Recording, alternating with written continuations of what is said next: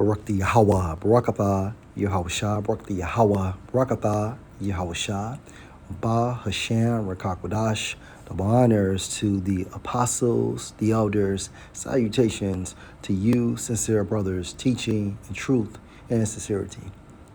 Lesson will be entitled, So Long, Jake. Lord will, you are edified. As you can see, video came from the platform of TikTok, and his 4 sons are in prison, but he is proud of them. Video will be used for our use, and the platform is TikTok Young Boss. As you can see, OG Percy explains why he doesn't visit, write, or send money to his 4 sons in prison. Man, I can't join you. I can't join you. I got 4 sons in prison. I didn't. Guess what? They work hard to get there. Oh, Yeah, I appreciate anything you do to work hard to get where you need to be. Yeah, you work hard to get there. Shit, How they liking what they work for? Hey, I don't know yet. I'll find out when they get here. One thing I don't do, I don't even write them. Look, Nigga, I don't send no money, none of that. Now, bro, that's all y'all what? Oh, no, don't call me from there. You ain't gonna lock me up with you. I ain't nicking no stamps or nothing. Oh, no, I ain't nicking no envelope, none of that. Cuz, man, holler at me when you get home. I don't care what you think about me. You wasn't there, you didn't. Cuz, you did that. Nigga, you the one went down. I'm not going there now. I'm not stepping in them places no more. One thing about prison, when I left prison, guess what? I left prison in prison. yeah. I told myself never. And guess what? I meant that. I don't give a damn who it's for. Mama, I don't give a fuck who down there. Don't go. 4 sons. Oh man, I can't join you. I can't join you. I got 4 sons in prison. I didn't. Guess what? They work hard to get there. Oh, Yeah, I appreciate anything you do to work hard to get where you need to be. So, and more so, when I look at it in its entirety, okay, this is an example of hyperbole, okay, which is nothing but an exaggerated statement. Yeah, you work hard to get there. Shit, how they liking what they work for? Hey, I don't know yet. I'll find out when they get here. One thing I don't do, I don't even write them. Look, Nigga, I don't send no money, none of that. Now, bro, that's all y'all what? Oh, no, don't call me from there. You ain't gonna lock me up with you. I ain't nicking no stamps or nothing. Oh, no, I ain't nicking no envelope, none of that. Cuz, man, holler at me when you get home. I don't care what you think about me. You wasn't there, you didn't. Cuz, you did that. Nigga, you the one went down. I'm not going there now. I'm not. But regardless of the fact, okay, you were their prime example. Stepping in them places no more. One thing about prison, when I left prison.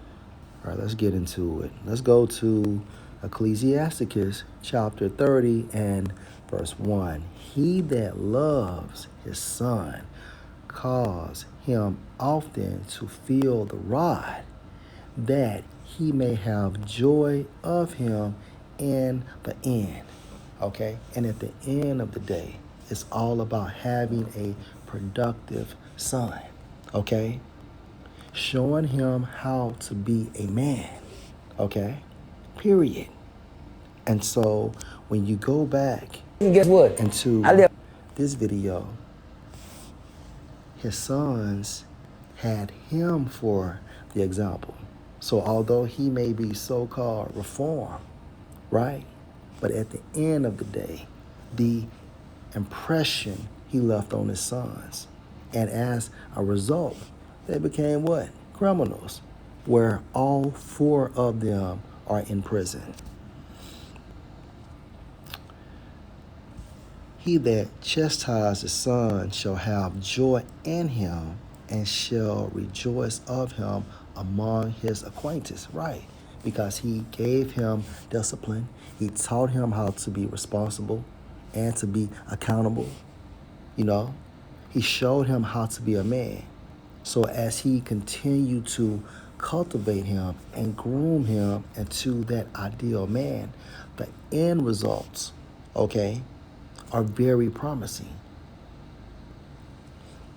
Verse 3, he that teach his son grieves the enemy, and before his friends he shall rejoice of him.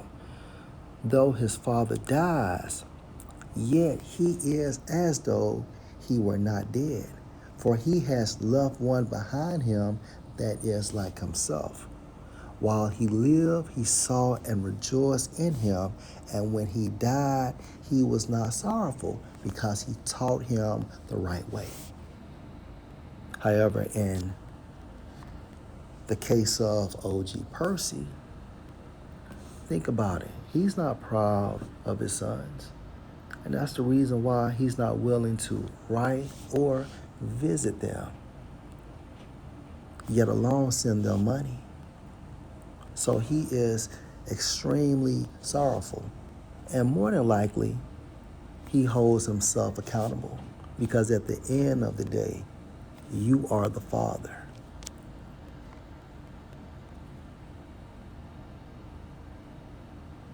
Verse 6, he left behind him an avenger against his enemies, and one that shall requite kindness to his friends. He that makes too much of his son shall bind up his wounds, and his bowels will be troubled every cry. An horse not broken becomes headstrong, and a child left to himself will be willful. And it's very important that one watch over their children, okay?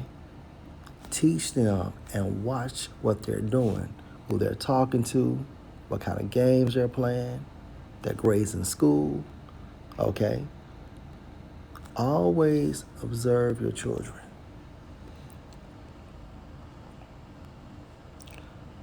Conquer your child, and he shall make you afraid. Play with him, and he will bring you to heaviness. Laugh not with him, lest you have sorrow with him, and lest you gnash your teeth in the end. Because at the end of the day, you are the parent. You are the authoritarian. So therefore, you cannot be friends with your children, okay? It's all about order. Verse 11, give him no liberty in his youth, and wink not at his follies. Verse 12, bow down his neck while he is young, and beat him on the sides while he is a child, lest he wax stubborn and be disobedient to you, and so bring sorrow to your heart. So at the end of the day, you're supposed to chastise your child, okay? And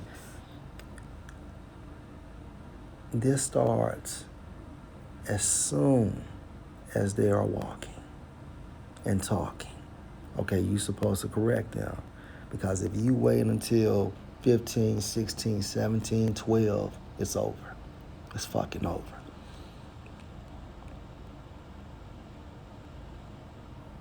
Chastise your son and hold him to labor, lest his lewd behavior be an offense unto you. Now let's read this, of course, in the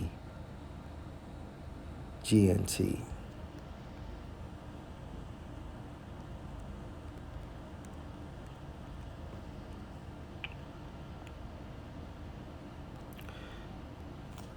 And as you can see, bringing up children. A father who loves his son will whip him often, so that he can be proud of him later. If a son is disciplined, he will be of some use, and his father can boast of him to his friends, because he is a productive citizen. Anyone who gives good guidance to his son can not only take pride in him among his friends, but he can make his enemies jealous, right? Because at the end of the day, your son is living right. Your son is responsible, accountable, and guess what? Your enemies are envy of this. See, Esau loves to see this. 4 sons in prison that emulated the behavior of their father.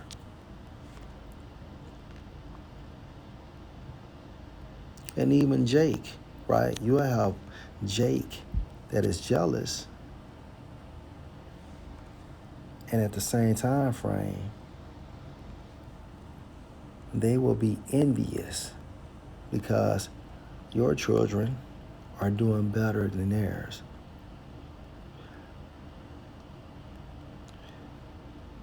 While the father is alive, the sight of his son makes him happy, and when he dies, he has no regrets. He is not really dead because his son is like him. He has left someone to take vengeance on his enemies and to return the favor he owes his friends. And I think about how King David gave King Solomon instructions. But anyone who spoils his son will have to bandage his wounds.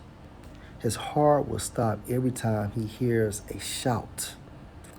An untamed horse is going to be stubborn, and an undisciplined son is no different.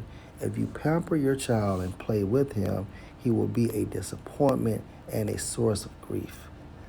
Laugh with him now, and one day you will have to cry over him, grinding your teeth in regret. Don't give him freedom while he is young, and don't overlook what he does. Whip him while he is still a child, and make him respect your authority. If you don't, he will be stubborn and disobedient and cause you nothing but sorrow. And in the case of OG Percy, 4 sons in prison. So discipline your son and give him work to do, or else he will be an embarrassment to you. Okay? Embarrassment, Slakia. All right. Let's get one more.